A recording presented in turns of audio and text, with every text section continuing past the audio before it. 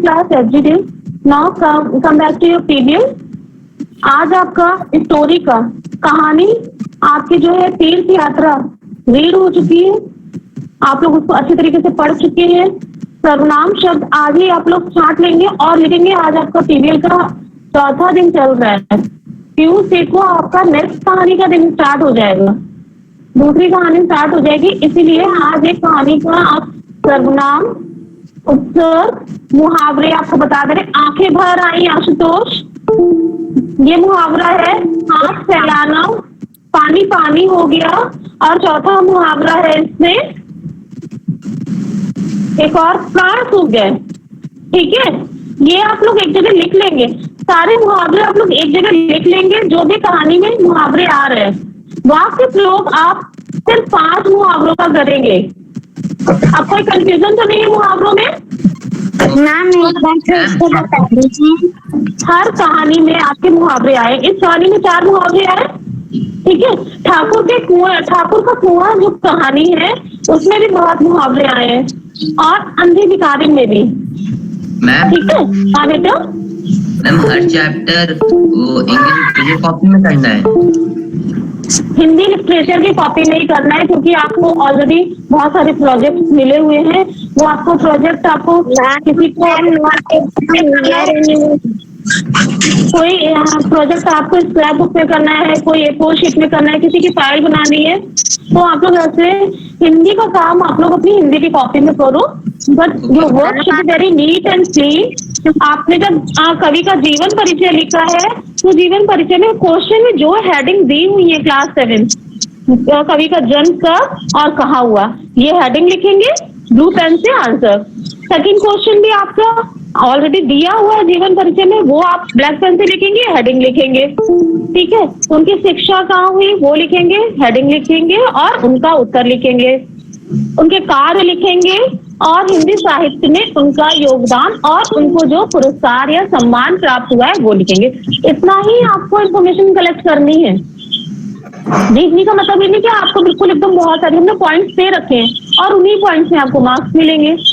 ठीक है class 7? Ma'am एक बार मुहावरे बता दीजिए मैम।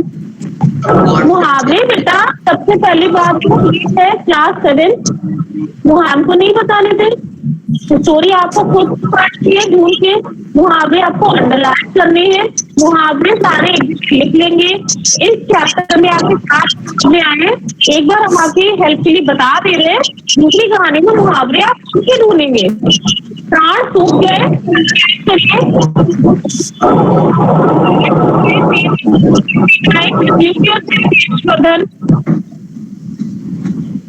आंखें भर आई, हाथ फैलाना, पानी पानी हो गया।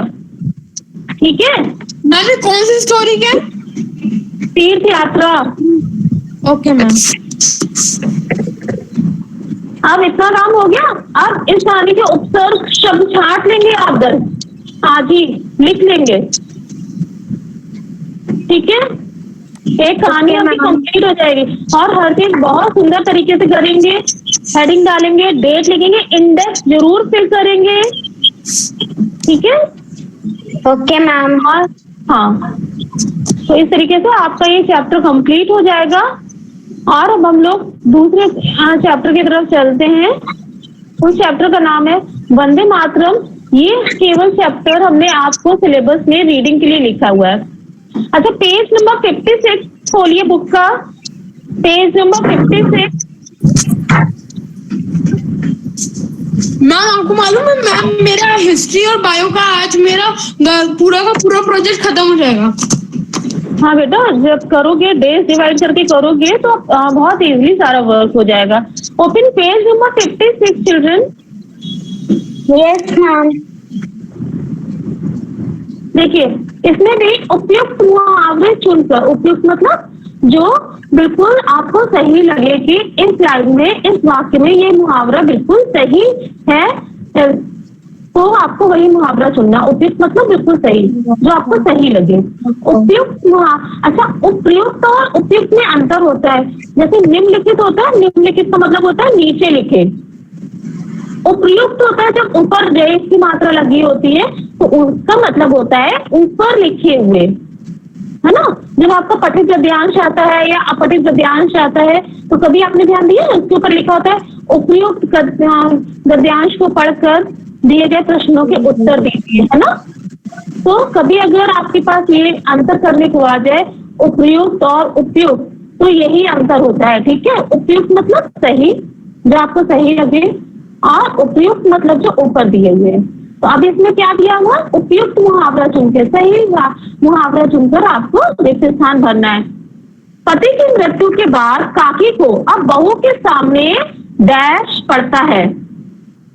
बताओ क्या हो सकता है इसमें, सही चीज क्या हो सकती है। अब हाथ फैलाना पड़ता है। Very good. पति की मृत्यु के बाद काकी को अब बहू के सामने हाथ फैलाना पड़ता है। पेंसिल से फिल करो अभी के अभी। क्लास 7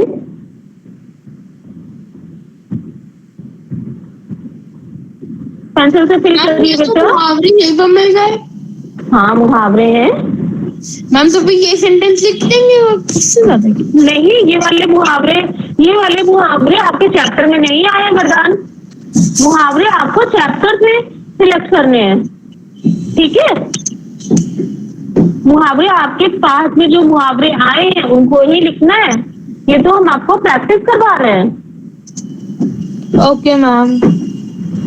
ख, ऊपर के बंद कमरे में लगातार खटपट की आवाज सुनकर मालकिन का डैश, मुंह फूल गया कि माथा टमका कि प्राण सूख गए।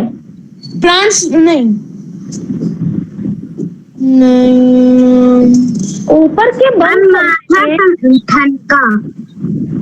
यश वर्धन, सारे अनुष्का बताएगी। वरदान, Ashutosh, Partha. Yes, ma'am, I'm telling. ऊपर के बंद कमरे में लगातार खटपट की आवाज सुनकर मालकिन का माथा ठनका। भूल गया।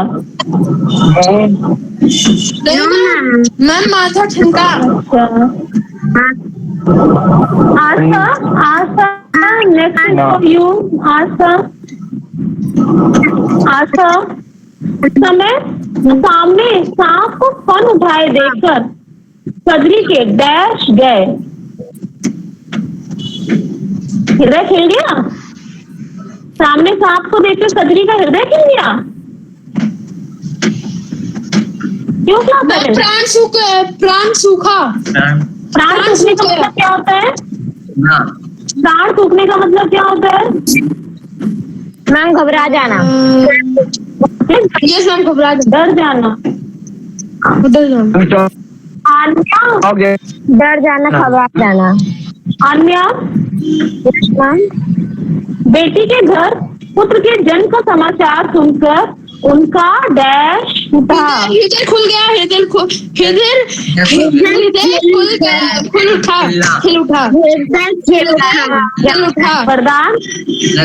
वरदान, हृदय खुल गया।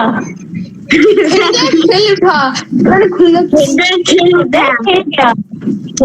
खिल उठा, मतलब वो बहुत खुश हो गए। क्या हुआ, तुम ऐसे डैश बैठे हो? मुंह फुलाकर क्यों बैठे हो? क्यों मुंह फुलाए बैठे हो? आना मुंह फुला के बैठी हो क्या? No ma'am. अब हमें तो लग रहा है मुंह फुला के बैठी है। मुंह फुलाने का मतलब क्या होता है? मैम टेरेस में बहुत अच्छी हवा चल रही है। वो टेरेस पे बहुत अच्छी हवा चल रही है, तुम ठंडी ठंडी में। I am just walking on terrace. No, you need to walk. You are walking. Your class is on a video. No, I'm just yes, ma'am.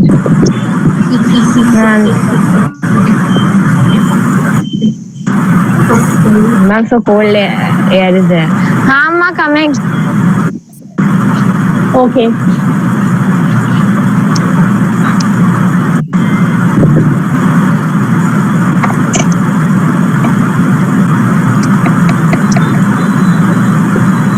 चलो अब हम लोग वंदे मातरम चैप्टर की रीडिंग करेंगे आज। वरदान नहीं, वंदे मातरम हमारा राष्ट्रीय गीत है कि क्या है? राष्ट्रीय गान है कि राष्ट्रीय गीत है? बताओ पहली बात। मैम राष्ट्रगान।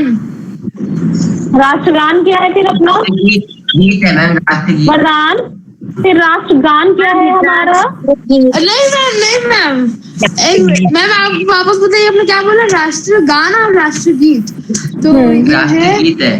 राष्ट्रगीत है। मदन मैं तो बहुत कंफ्यूज हो रहा हूँ, क्या बात है? मैं क्या सारा वो आपका दिमाग लगा हुआ है प्रोजेक्ट वर्क में? वो जो है क्या नाम है, राष्ट्रगीत तो हमारा यहाँ वहाँ सारा जहाँ है। ये तो और वंदे मातरम, वंदे मातरम किसने लिखा है? वंदे मातरम किसने लिखा है? अब वो क्या नाम है उनका, क्या नाम है? क्या नाम है उनका? रहमान ने तो म्यूजिक कंपोज किया था। सुखमेर भट्टाचार्य। हाँ मैम राज भट्टाचार्य। मैम फर्स्ट याद नहीं आ रहा, पहला नाम। एक चैप्टर लिखा है इन्होंने, चैप्टर जो वंदे मातरम चैप्टर है, पाठ है आपका, उसके राइटर आप बता रहे हैं। हम जो आपसे पूछ रहे हैं कि राष्ट्रीय गीत किसने लिखा है वो बताइए। क्या नाम था मुझे फर्स्ट नाम बताइए, राष्ट्रीय गीत किसने लिखा है? रविन्द्रनाथ टैगोर। अभी भी गलत, तो राष्ट्रगान लिखे हैं। अभी भी गलत हो। मैम बंकिम चंद्र चटर्जी जी ने लिखा है। बड़ी देर से याद आया बेटा, ये सारी चीजें आपकी बहुत इंपॉर्टेंट है, जीके की है, और आप लोगों को इतनी छोटी छोटी चीजें नहीं बता रही। काश उनके बच्चों को पूछे कि राष्ट्रीय गीत किसने लिखा, तो बता देंगे बंकिम चंद्र चटर्जी ने लिखा हुआ है। चलो आप ना, आप मुंह फुला के मत बैठो। हम सब गूगल आप 4 लाइन रीड करेंगे सारे बच्चे। रोल ये नंबर और किसी को याद नहीं दिलाएंगे किसी का चांस, वो अपनी चांस में नहीं आएगा, वो खुद स्किप कर देगा और उसका टर्न चला जाएगा। Ma'am please share the book pages. अगर हम शेयर करेंगे तो हम आप लोगों को नहीं देख पाएंगे। आर्यन बुक के पेज शेयर करो। Ma'am, I am using laptop. I can't able to share. Okay, who can share? Anushka ma'am आप पेज नंबर 57।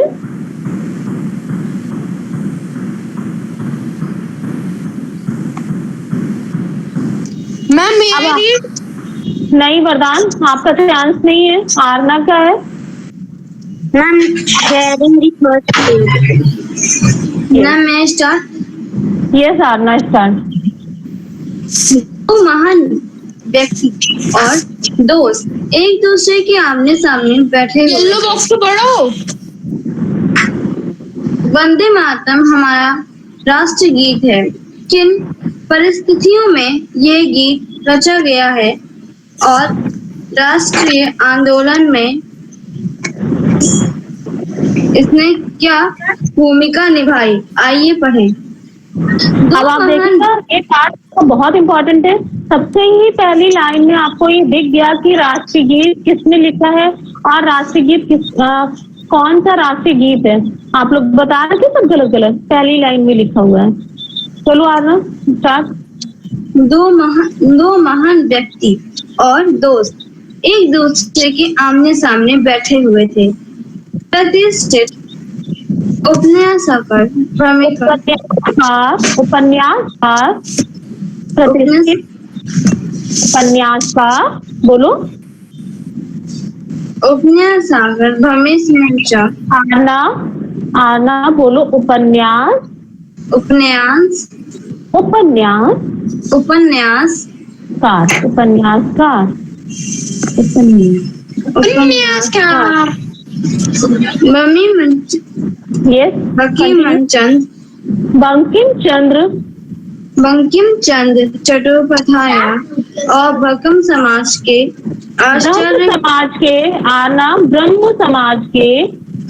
ब्रह्म समाज के आचार्य नहीं लिखा है, आचार्य लिखा है। आचार्य केशवंदन सिंह बेटा केशवर्धन कहाँ लिखा है? हमने तुम यशवर्धन का नाम पढ़ रही हो क्या? केशव चंद्र सेन। केशव चंद्र सेन ये बंकिम चंद्र की आर बैठक नाम बंकिम चंद्र, बंकिम चंद्र की बैठक बंकिम थी। नहीं, बंकिम चंद्र। बंकिम चंद्र की बैठक थी। वे आराम कुर्सी पर सुस्तिया रहे थे। Next is absent, third is absent, next fourth is absent, next. Ma'am 1 minute के लिए। Yes ma'am reading. अपने हाथ में पकड़े हुक्के की नाली को घुमाते नाली हुए नहीं, केशव चंद्र अली नली को घुमाते हुए केशव चंद्र ने कहा, मैं तुमको समझ नहीं पाता हूँ। अब क्या हुआ? वे अक्सर मिलते थे और बंकिम चंद्र जानते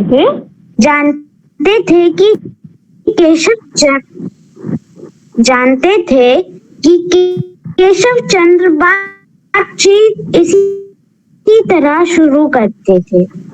हाँ बोलो प्यारे केशव, इस बार क्या बात है? वह मुस्कुराए। क्या कोई भी देश बिना शिक्षा और सामाजिक उत्थान के स्वतंत्रता प्राप्त कर सकता है? सच कहते हो। तो फिर तुम हमें शामिल क्यों नहीं हो जाते? दोस्त केशव, तुम मुझे गलत समझ रहे हो। मेरे उपन्यासों में अक्सर विधवा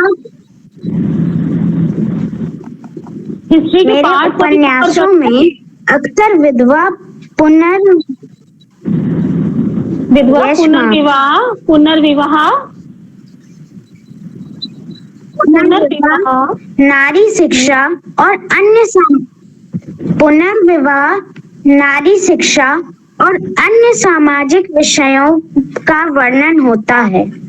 एक लेखक अपनी पुस्तकों में जीतता है, वह अपने सृजन किए हुए पात्रों के द्वारा बोलता है। सृजन mean Anushka, excuse me Anushka, सृजन मीन सृजन मीन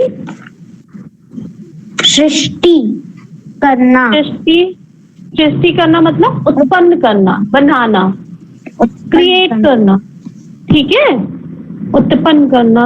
पुनर्विवाह मतलब दूसरा विवाह करना, क्योंकि जब बहुत पहले के टाइम पे मालिक का विवाह होता था, बहुत छोटी छोटी उम्र में शादी हो जाती थी, और अगर किसी हादसे में उनका पति मर जाता था तो पुनर्विवाह करवाना, उस लड़की की दूसरी शादी करवाना, इस चीज का पुनर्विवाह का मतलब होता है दूसरा विवाह करवाना।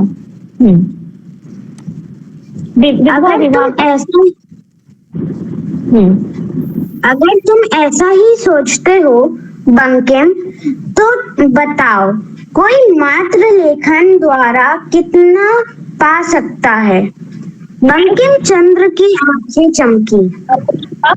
तो बेटा नेक्स्ट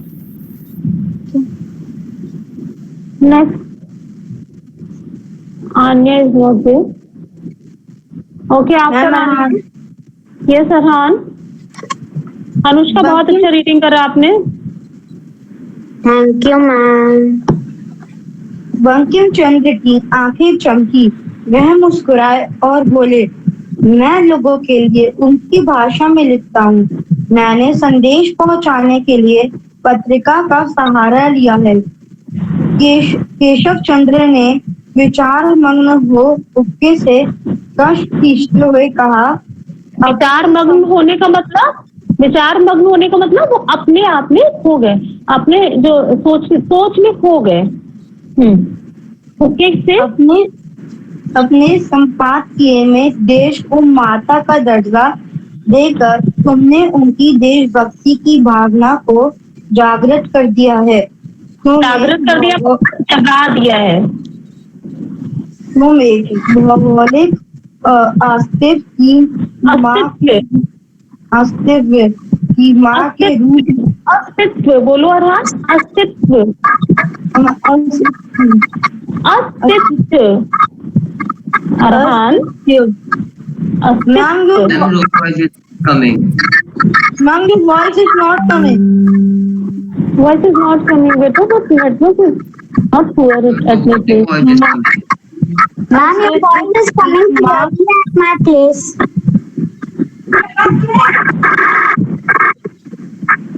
इधर भी बच्चों का कोई इशू नहीं है सर। अस्तित्व मतलब मौजूदगी, प्रेजेंट होना। बेटा please mute yourself, only Arhaan will unmute you. अस्तित्व की माँ के रूप में कल्पना कैसे? बंकिम चंद्र खिड़की से बाहर देखने लगे। उनकी धुंधली आंखें चमकते हुए सितारों को देख रही थीं, लेकिन उनके विचार उससे भी कहीं आगे भाग रहे थे। नेक्स्ट, इस लाइन का क्या मतलब हुआ? बंकिम चंद्र खिड़की से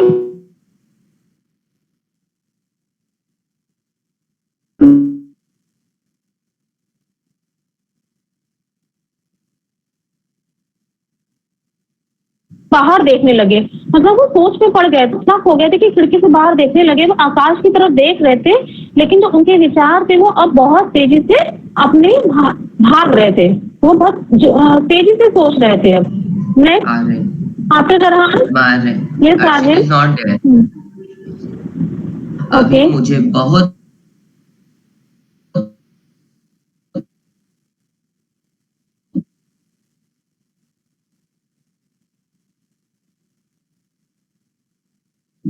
अब ऐसा लग रहा था कि उनका हाँ बेटा, हाँ, संभर हृदय की उनका स्वर बेटा, उनका स्वर हृदय, उनका स्वर हृदय की गहराइयों से निकल रहा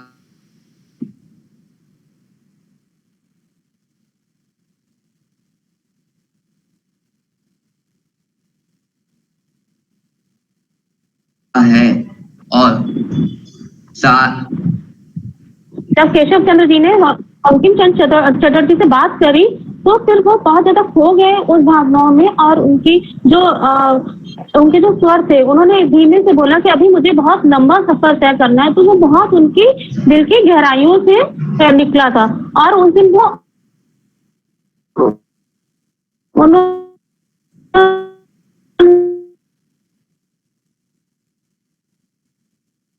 केशव चंद्र जी को उनके प्रश्न का उत्तर नहीं दिया था। वो अपने से बात बोली, उसका प्रभाव उनके हृदय पे इतना पड़ा कि उनके एकदम हृदय में उथल पुथल मच गई और वो बहुत ज्यादा सोच में डूब गए।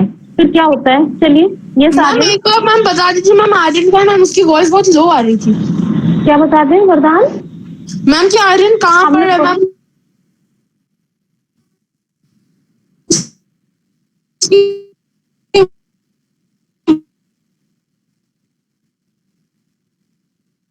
वॉइस बहुत लो आ रही थी।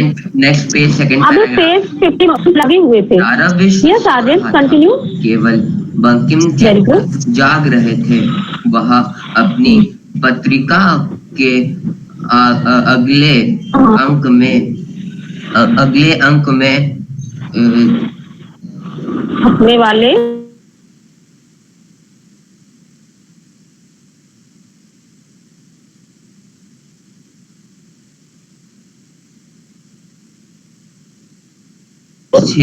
छपने वाले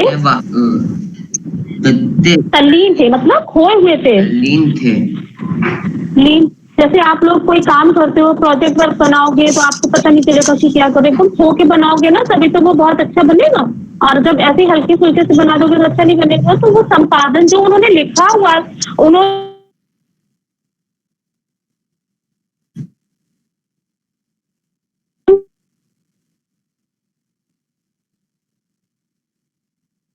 जो भी चीजें आज तक लिखी थी उनको सब एकदम सुधार करके, इकट्ठा करके उसको प्रकाशित करने के योग्य बनाने के लिए उसको कहते हैं संपादन।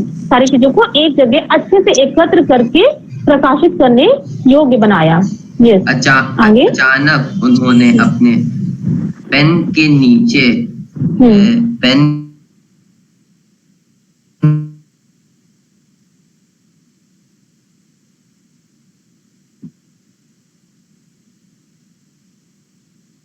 उन्होंने अपना पेन नीचे दराज खोकर खोलकर उन्होंने एक कागज निकाला। Very good.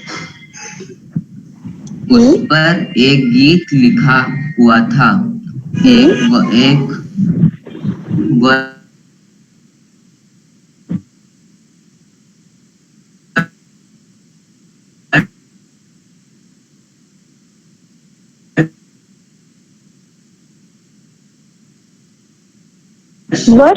एक स्वर सुनकर कि वह किस गीत को इस रूप में प्रकाशित करें, उन्होंने कविताएं लिखना बहुत पहले ही छोड़ दिया था। वह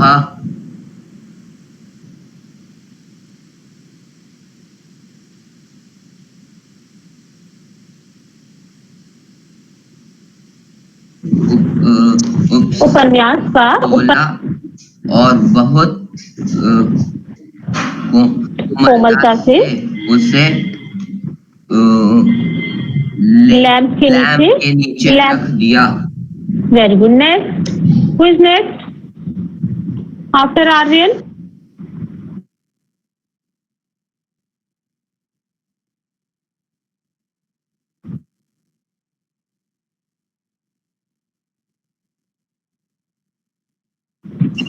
आर्यन?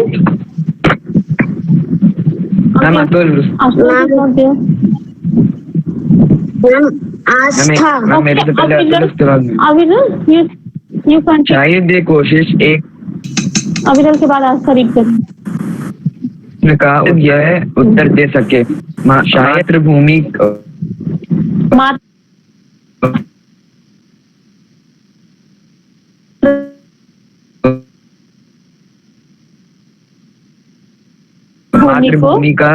मातृभूमि को जमीन के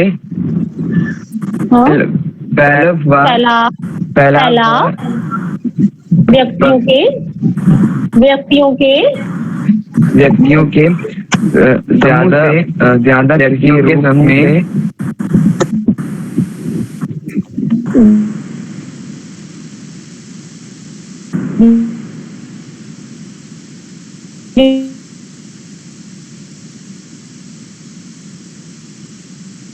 व्यक्त कर सके। पढ़ना शुरू किया। कौन पढ़ेगा? नहीं,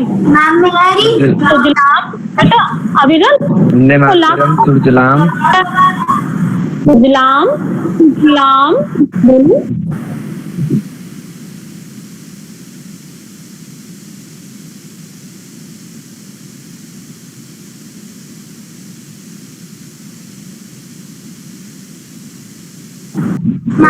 सुजलाम सुफियाम महेश शीतलाम सत्यश्याम मलयज अविरल मलयज शीतलाम श्यामलाम आद्रम वंदे मलयज शीतलाम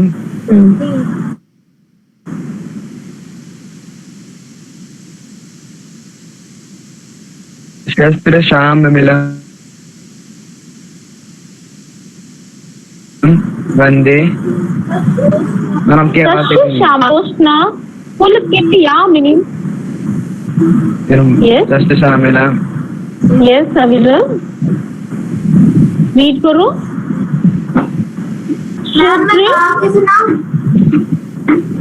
हाँ अभी मानसी, एक मिनट आपको विचार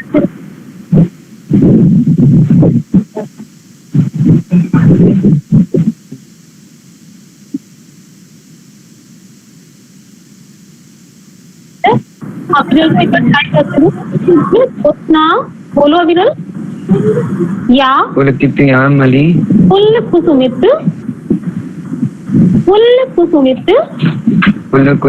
द्रुमदल फुल कुतुमिन फुल बेटा फुल कुसुमित द्रुमदल में शोभिनी फुल कुलमित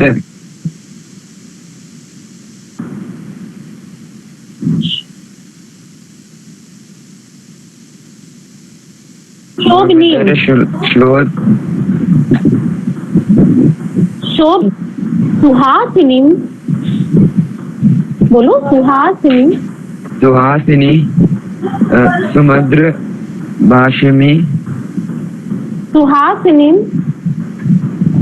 सुमधुर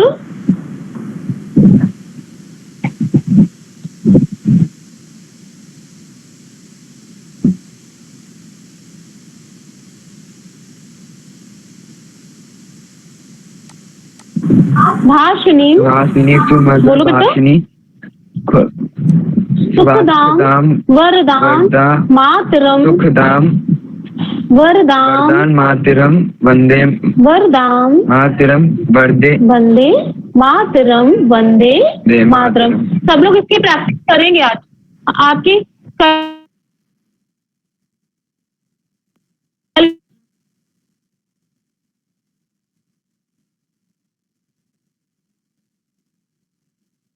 की क्लास में हम सबसे सुनेंगे राष्ट्रगीत, सबको याद होना चाहिए। इतना ना तो बताइए।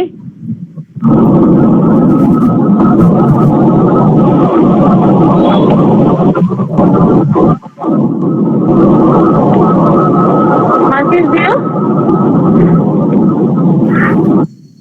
No, mama.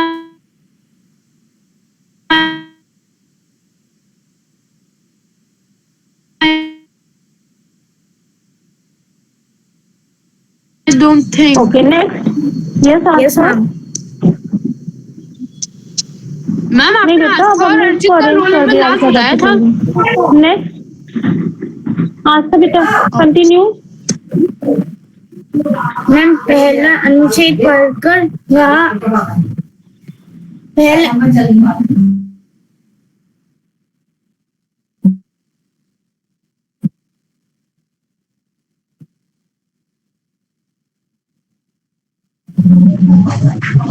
यस आस्था। मैम यस मैम पहला अनुच्छेद पढ़कर वह रुक गए। क्या वह इसे अब प्रकाशित करें? बिना किसी निर्णय के उन्होंने उसे वापस दराज में रख दिया। बंकिम चंद्र की अगली रचना थी आनंद मठ। इसमें वंदे मातरम गीत था। आखिरकार वर्षों की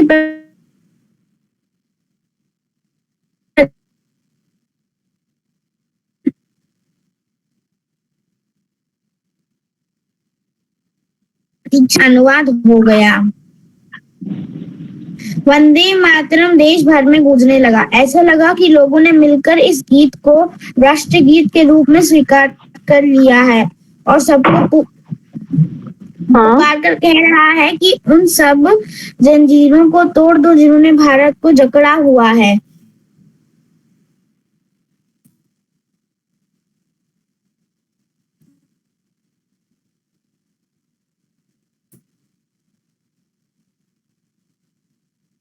भारतीय राष्ट्रीय 86 इस 1885 में बनी और वंदे मातरम राष्ट्रवादियों का नारा बन गया। तुमने आनंद मठ की कहानी की कल्पना कैसे की? अपने देश की स्वतंत्रता के लिए झगड़ा आंदोलन करते थे, तब यही बोलते थे वंदे मातरम वंदे मातरम।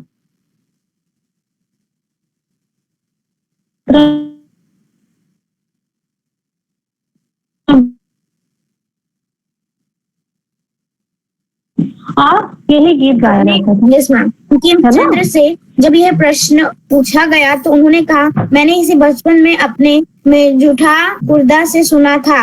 मैंने उस विचार को विस्तार देकर उपन्यास के उपयुक्त बना दिया है। 8 अप्रैल 89 मैम इसको हिंदी में आफ्टर आस्था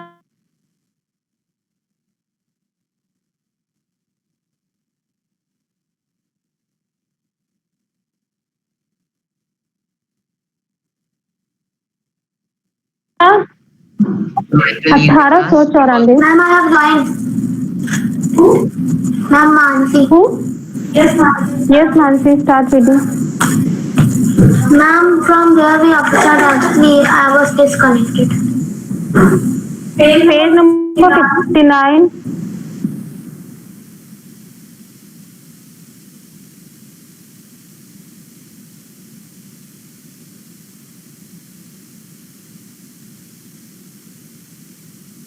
1894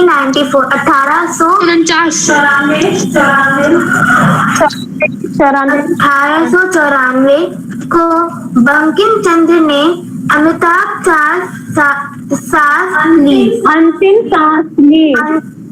अंतिम सांस ली, किंतु वंदे मातरम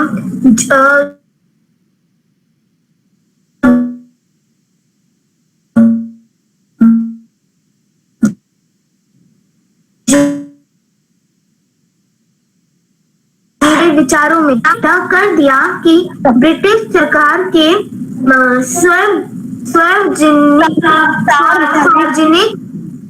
सार्वजनिक रूप से वंदे मातरम गाने पर रोक लगा दी। जो गाना गाता था उसको सजा दी जाती थी।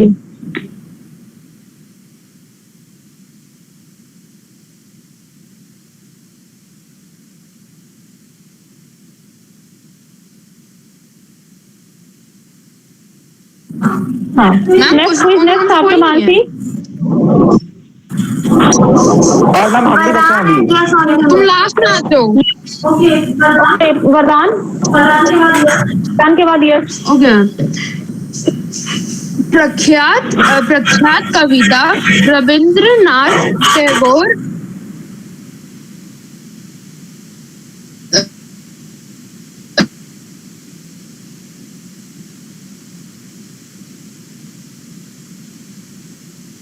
टैगोर ने शब्दों के अवहेलना मैं मतलब अवहेलना मतलब अनादर करना, उसकी डिसरिस्पेक्ट करना, तिरस्कार कर देना। अवहेलना करते हुए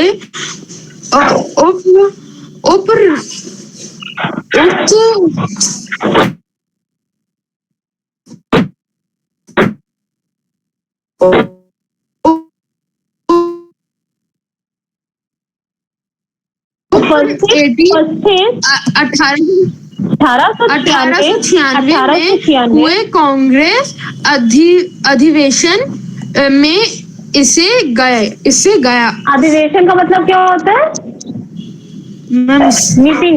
हाँ, ऑफिशियल मीटिंग मतलब जो होती संस्थाओं की औपचारिक बैठक।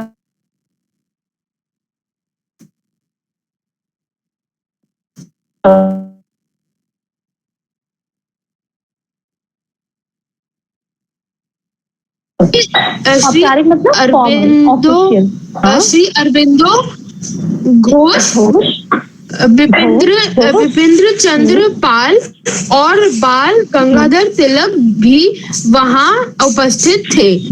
और उस विशाल समूह में मिलकर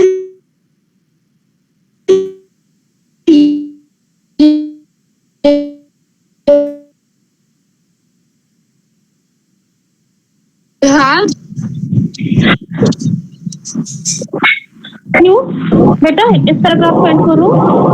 यस, मुश्किलों के विरुद्ध वंदे मातरम गाते हुए स्वतंत्रता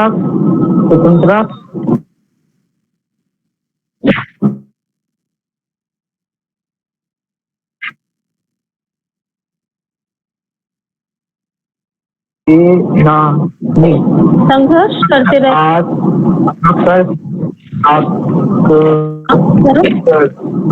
अक्सर पर सोचती थी आखिर इन शब्दों में ऐसा कौन सा जादू होता है? आया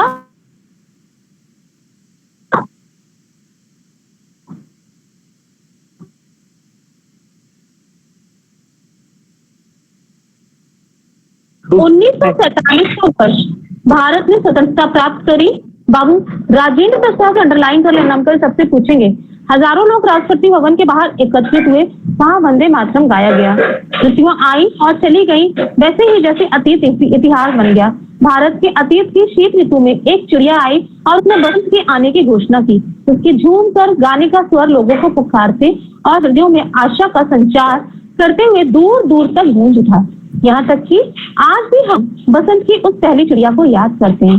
बंकिम चट्टोपाध्याय और जब कभी वंदे मातरम गाने का ये गाने या नारे की तरह गाया जाता है, हम इस महान व्यक्ति को मुक्त श्रद्धांजलि देते हैं। ठीक है, इस चैप्टर की रीडिंग अच्छे से कर लेना। कल आप लोग क्लास स्टार्ट होने से पहले सारे बच्चे हमको वंदे मातरम जो आपका राष्ट्रीय गीत है उसकी लाइन सुनाएंगे, उसके बाद हम दूसरी चीज स्टार्ट करेंगे। आज आपको यही ठीक है मैम कैन आई सिंग?